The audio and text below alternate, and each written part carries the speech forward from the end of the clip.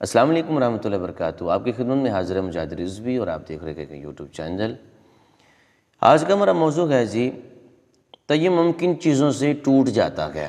یاد رکھیے تیمم ہر اس چیز سے ٹوٹ جائے گا جس سے وضو ٹوٹ جاتا ہے، اور ہر اس چیز سے ٹوٹ جاتا ہے جس سے غسل فرض ہو جاتا ہے۔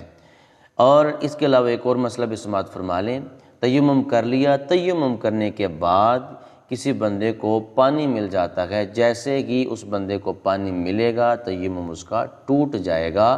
اب اس بندے کے لیے ضروری ہے کہ پانی سے وضو کر کے، پانی سے غسل کر کے وہ پاکی حاصل کرے اور اللہ کے حضور عبادت کرے۔ تیمم ہوتا ہی اس لیے ہے کہ پانی نہیں مل رہا، تیمم کر لیا۔